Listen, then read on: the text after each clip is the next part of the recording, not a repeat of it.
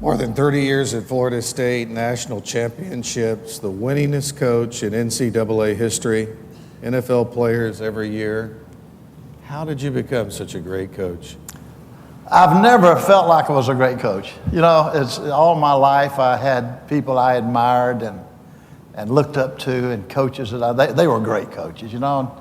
And I guess if you coach as long as I have, I guess good things happen, because it's a case of really, Jared, I look back, trying to commit my life to Christ and trying to put myself in His hands. Now, I've always felt like that what God wants for us is to make ourselves available to Him.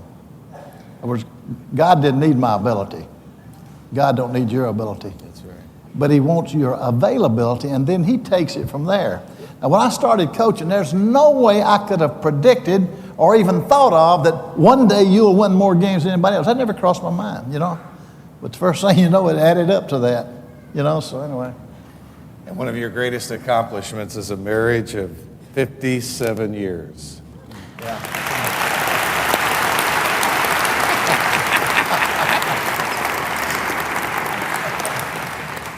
Hey, the Golden Medal Award is another accomplishment. Tell everybody what's going to happen with regard to this medal and you. Well, when they decided to take Joe Paterno and I in to the Hall of Fame, they also decided to award both of us the Golden Medal. Now, you're probably not familiar with that, but in college athletics, you can't win a bigger one. There's about 4 or 5 presidents that have it. I think there's 4 or 5 generals that have it, such as MacArthur, Eisenhower. I don't think it was the 2 other coaches, Red Blake and Army, and maybe Alonzo Stagg, then Joe and I, you know. So that was really a surprise and really a big one for us, you know, and so we're going to get that also in December.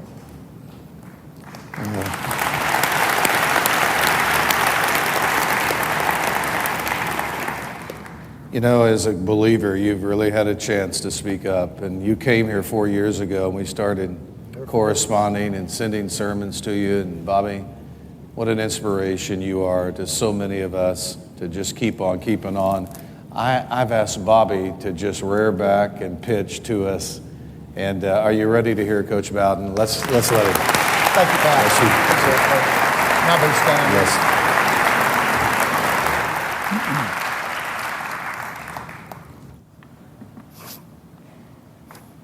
Does a rocking chair come with this? It's good to be back. I did speak here 4 years ago, and I was real impressed when I spoke. Now, I get invited to speak to churches all the time. Once they find out you'll do it, they're going to ask you, you know. And I've spoke all over the country to churches, and I was invited here. And as I visit these different churches, I can see some that are on fire. I go to some that are dead. I go to some that are rescinding. Instead of growing, it looks like they're on their way out, you know. But I could tell when I was at this one was really on the right track. And I tell you why. Because your preacher preaches the Bible.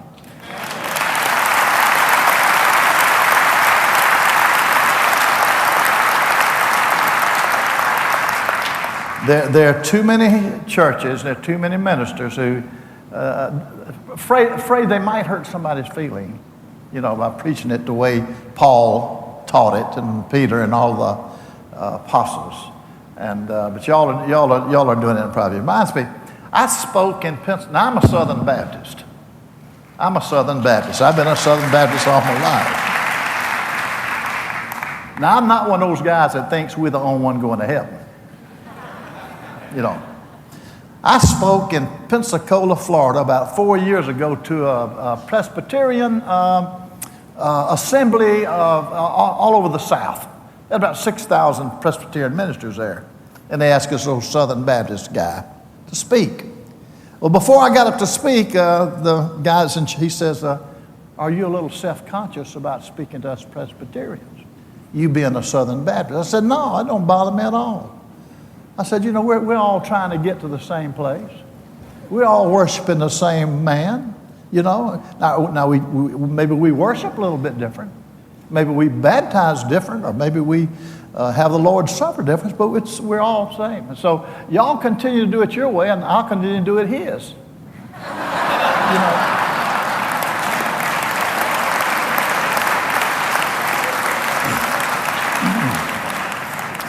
Don't take me seriously, okay? Oh boy! But I want to. You know, one thing I was going to mention, because I heard one of your tapes on the tithing. My mother was the smartest woman in the world. I don't think she got past high school. But let me tell you what she did to me. To think about this, because I definitely believe in tithing. I make a lot of money. I don't deserve it, but I make a lot of money. God let me make a lot of money. I have tithed ever since I can remember. I can never remember not tithing, except at a certain time I'll tell you about. So when I'm a kid, when I'm probably 7 years of age, about 7, raised down in Birmingham, Alabama, a member of the Ruhama Baptist Church in Birmingham, Alabama. My mama was a Christian, my daddy was a Christian, my sister was a Christian, and I was going to become one. But my mama one day said, Bobby, I'm going to give you 10 cents. That's your weekly allowance. I'm giving you 10 cents. And I'm going to give it to you 10 pennies. I'm going to give you 10 pennies. Now, Bobby, that first penny belongs to God. You can't spend that. But you can have the rest of it to do what you want to. Now, back in those days, boy, that was a lot of money to me, you know. I'd walk 5-10 blocks to get a piece of bubble gum for a penny, you know. Or you get a pretty good piece of candy back in those days for about a penny, you know. So I'm going to take care of that other 9 cents. But I learned to put the first penny in the church, and I did it. Now, Mama left it up to me. She didn't follow me to see if I did it.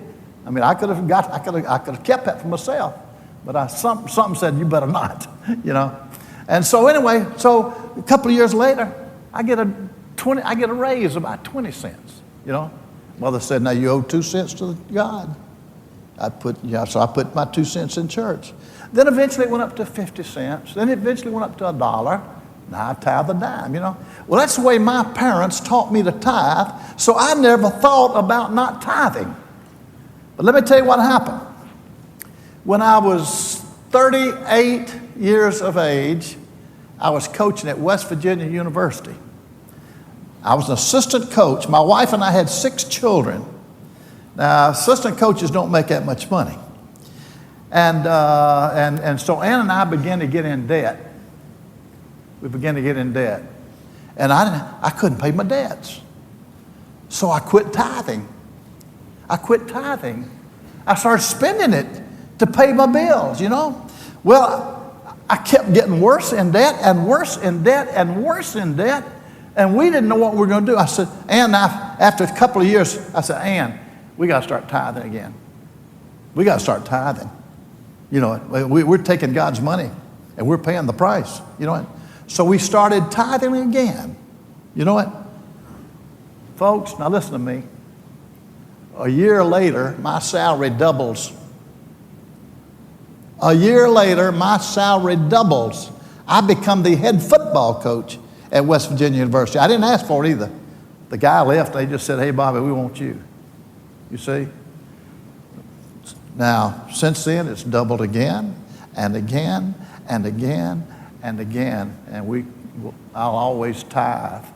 So let me just give you some advice. Most of you don't need it. You're probably tithers. But man, it ain't ours. It's God's. You know, take care of that.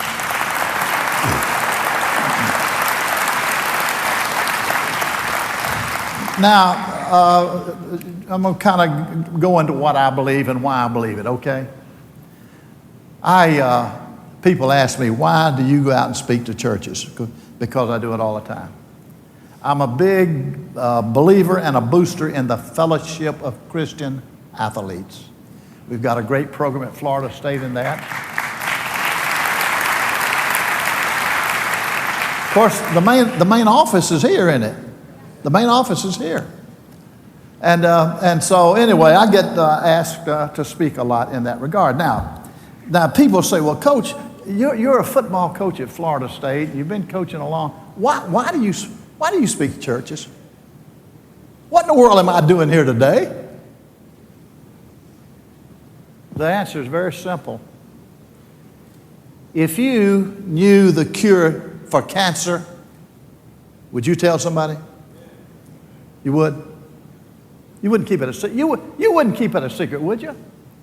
If you knew the cure for cancer, would you keep that a secret? No, none of you would. Cancer can kill you. Cancer can maim you. You can survive it. But look what salvation can do. Cancer can kill you. Salvation can save you where you will live eternally. Isn't that a greater story? God didn't just pick ministers to preach. God didn't just pick men full-time ministry. He picked you. And He picked me. And the problem is some of you ain't carrying your load. Now you start carrying that load, you'll be the happiest you've ever been in your life. And you'll help somebody. You'll help somebody. You know, Pastor, Joe Paterno and I were on television last week. We're on national radio. And we get a question that we get all the time. It's this one. And I started coaching back in 1953. I've coached in the 50s, the 60s, the 70s, the 80s, the 90s, the 2000s. So I've seen a lot of guys, haven't I? I've had half of a century to roll by. A question I get all the time is, have boys changed? Have boys changed? Now, it just seems like the answer ought to be yes. They wear their hair different, got cute little earrings on. You know, they want to be like their mama. They all want to be like their mama. Yeah. But the question is, have boys changed?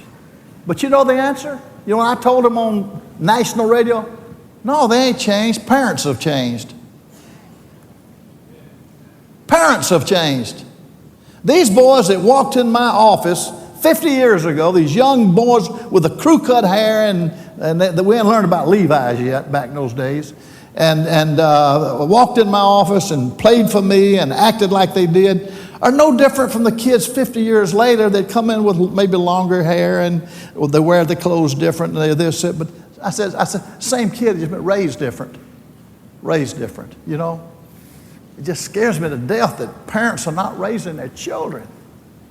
You know, they're trying to get somebody else to do it, or they're splitting up too easy. As Pastor told you, Ann and I have been married 57 years. Now somebody asked me, so how do you stay married with one woman for 57 years? You know, I said, well, my wife got me straightened out when we first got married. She got me straightened out. She said, now Bobby, you're always going to put marriage ahead of football. I said, how can you say that after we've been married 57 seasons? You know, but anyway,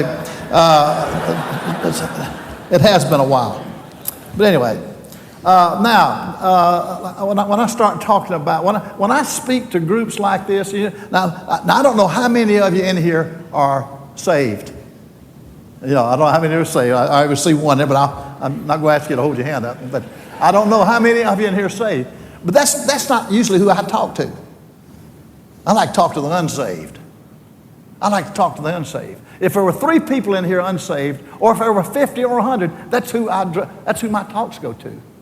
And I like to let them know that when you and I are born, we're born with a void in us.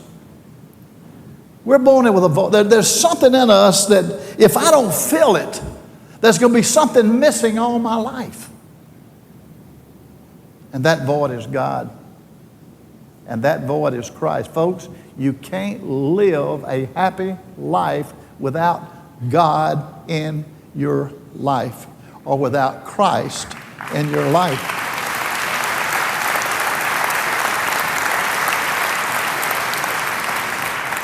Now, dealing with college students like I've been doing the last 54 years, I see those kids come into college and they're missing something. They're looking for something. Now, some of them have Christ. Some of them have God. You know, they seem so at peace. Then there's some that they don't know what's missing. Something's missing. And they'll try to find it with alcohol. Well, that don't solve it. That complicates it, you know. Some will try to solve it with drugs. If I'll fill up with drugs, they don't have us hurting, you know. That don't work either, you know.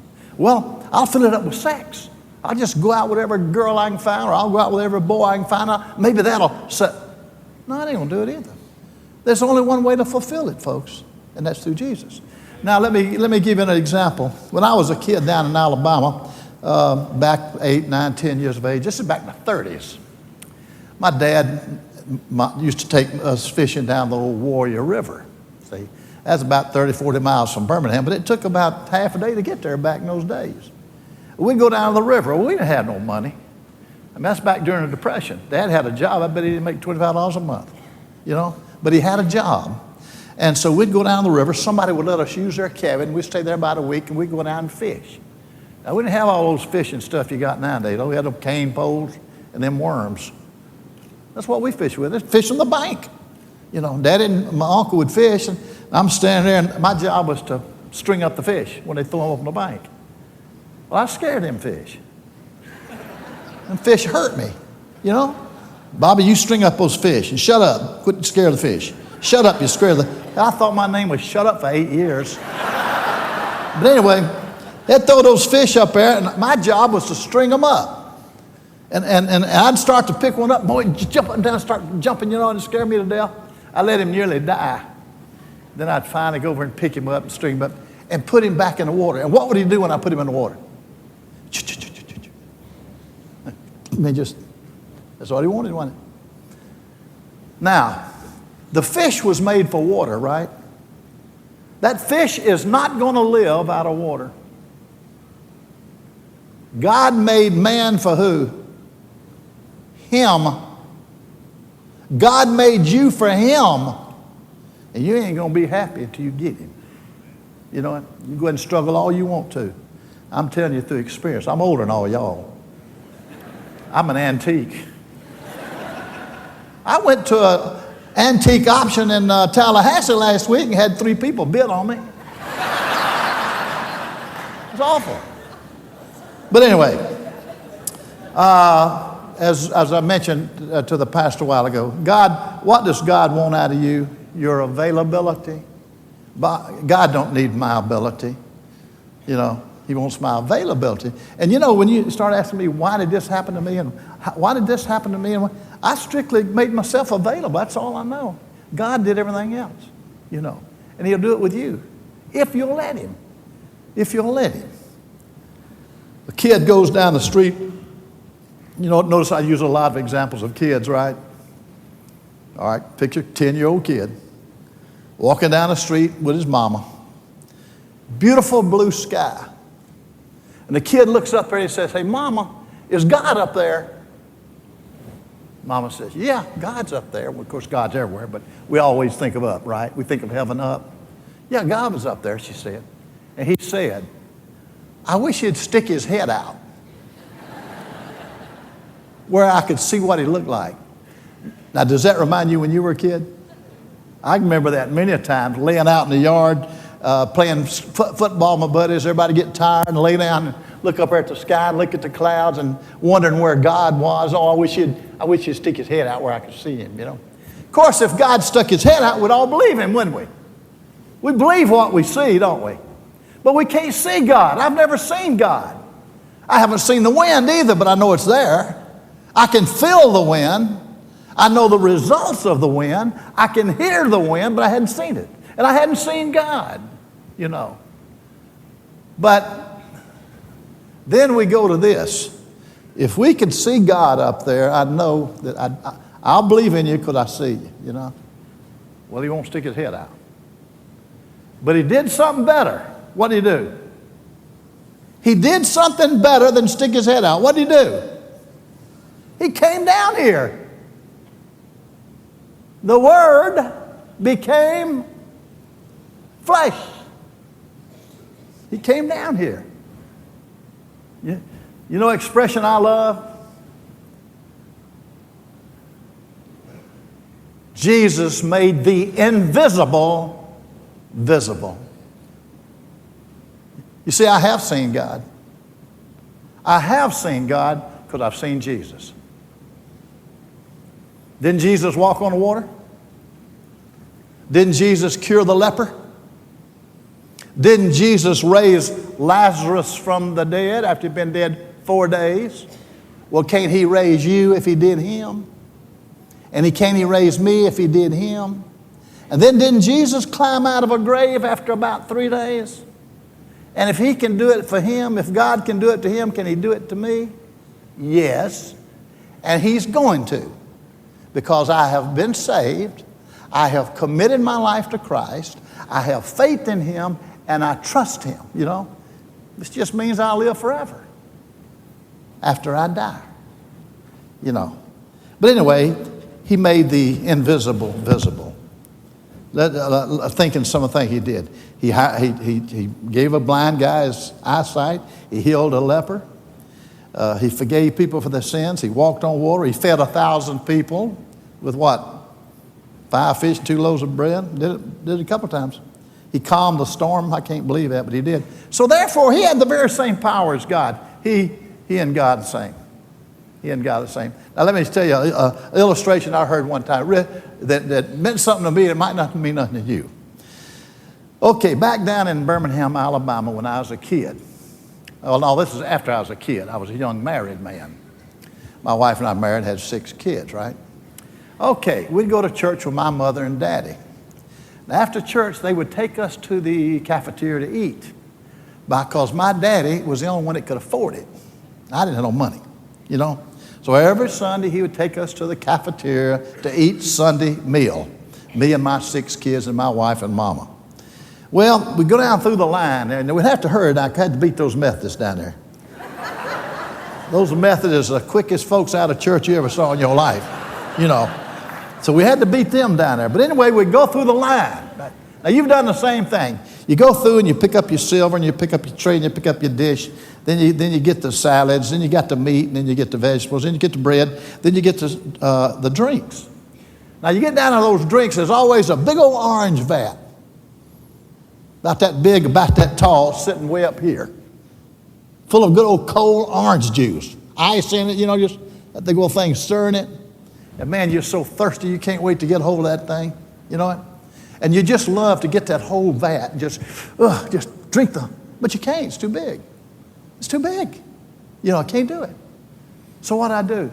I get a glass, and I put it on the spigot, and I turn my spigot on, and I fill it up with that orange juice. Then I drink that orange juice. I'm getting the same juice that's in that vat. It tastes identical. It tastes the same. If I want some more, I get some more till I'm satisfied, you know. But do you understand what I'm saying? It's the same juice there that's in here. God and Christ are the same, you know. So Christ came down here on earth. God came down here on earth as Jesus. I believe that. That's what it says here in the book. I heard this saying the other day. Preacher, I love this saying. I'm not even sure I don't know for sure I can define it. Every spring down in Tallahassee. That's a little bit warmer down in Tallahassee as here. But April is probably the prettiest month we ever have down there. Every spring, God recreates Genesis. Did you catch on that one? He recreates Genesis every spring. I see the beautiful flowers coming out that have been dead. I see the trees blossoming that have been dead. A tree that was dead a month ago now is all of a sudden green and growing leaves and growing fruit on it. He just kind of recreates what he built thousands and thousands of years ago. You know what? It's just there. So many examples for us. I heard to me, the biggest the biggest mistake people make, to me, in regard to Christianity, and the boys, don't y'all make this mistake, is they think that if they're good, they go to heaven. If I'm good, I'll go to heaven. If I'm bad, I ain't going. That good ain't going to get you there, folks. I still want you to do good, by the way. I still want you to do good. Don't say I'm saying don't do good. Getting good ain't going to get you to heaven. It's through grace that we're saved. Now, let me give you an example. It's been about 10 years ago. I was listening to a radio show down there in Tallahassee of this guy had a show where he interviewed somebody every night. I'm not going to call his name. He didn't do it anymore. But he'd have legislators on there. He'd have congressmen on there. He'd have senators on there. And one night he had this lady congresswoman on there. He's sitting in a chair like Pastor and I did. He's sitting right there and she's sitting right here, and he's interviewing her. And they got to talking. He asked her, he said, hey, you're a pretty religious lady, aren't you? And she said, well, Easter I go to church, and she said, no, really, I'm not a real religious person, you know. And then she said, but you are, aren't you? You're pretty religious, aren't you? He said, well, I'm like you. I go on Easter, and I don't burn candles, and I've had scripture before, and he says, and I try to be good, and that's what counts. Now, what's your answer to that? I try to be good, and that's what really counts. Folks, you don't even qualify. You don't even qualify. You're saved because you accept Christ as He's already died for you. He's already shed the blood, you know. It's a matter of you accepting it and doing your best to try to live for Him, you know. That's all I do. I just try, you know. I might have heard this from you, but I liked it when I heard it. Brought out the point. Do Christians sin? Yeah. Do Christians sin? Yeah. Do Christians habitually sin? No. You ain't going to keep doing it over and over. You're going to stop if you're really a Christian, you know. But you are going to make mistakes. There ain't nobody perfect, you know. But try to be, right? And I'm going to try to be too. I ain't all the time, but I try to be. I'll wind down with this, folks. You know, you've been living as long as I have and have seen so many things come and go. I don't know of but one victory that's guaranteed. Next year, I open with the University of Miami down in the Orange Bowl. It'll be on national television. If you want to see it, you're welcome. I might get killed, but anyway, open with Miami. Then we play 12 games. I don't know how many games we'll win. I can't guarantee a win. You know, nobody can guarantee a win. I can't guarantee I'll be live tomorrow. And you can't guarantee me you will either. I can't guarantee that your insurance that you're relying on when you die, I can't guarantee it'll be there. There's a lot of people on 9/11 that lost their whole company. They lost everything. They didn't know that.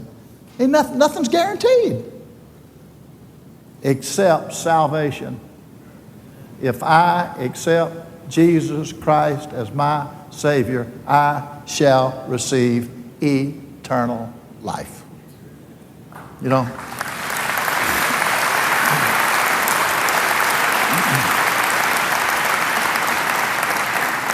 Okay, last story. Last story, and this is one I think I told here before, but I've told it a million times. I've told it all over the country. I've told it in Hawaii. I've told it in the Caribbean, speaking to different groups down there. But it's a true story that happened to me. I heard a revivalist give a revival, 45, 50 years ago, and he told this story about a professional baseball player. And I thought it made a great devotion. Then I got to thinking, heck, the same thing happened to me. I'll just tell it on me, you know. So this is the way it went. I'm a senior in college, and I'm playing baseball on a college baseball team. My average was not bad, but I couldn't hit a ball out of the park. Everybody on my team had a home run but me. I couldn't hit a ball that high off the ground. You know, I'd hit it, sometimes it'd go through. But I couldn't hit nothing over. We're playing Auburn down in Birmingham, and I'm up at the plate. And this guy throws one in there, and I take a cut at it, and I hit it, boy. I mean, I hit it. when it came off that bat, I knew it was going to be something extra. So I saw it get through the shortstop and the second baseman. I saw it go through, man. So I take off for first base, and I know it's extra base. It's going to be extra bases. So when I come to first base, what I want to do is kind of round it and just let my outside of my right foot hit the inside of that bag. All I want to do is touch it, get on down to second base. So I come in there like that's first base right there, and I'm coming to first base. I try to hit it around like this, hoping my foot can catch that bag and get on down to second. So now I'm running towards second. Now I can look out in the outfield as I'm running, and I can see the ball. It went through the center fielder and the left fielder. Man, I got me another base, So I hit second base, and I turn and start for the third base. Now I'm heading down. Now I got my back to the ball. I can't see. So I got to listen to my third base coach tell me what to do. Slide, stand up, or take off a home. So I'm heading into third. My third base coach down there, I'm coming to third. He's sitting there. You know what he's doing? What does that mean? Man, he's waving me home. I said, oh, I'm going to get this one, boy. I'm going to get me one of them home runs, So I hit third base, and I start down to it, heading towards home, and I heard him when he said it. Hurry.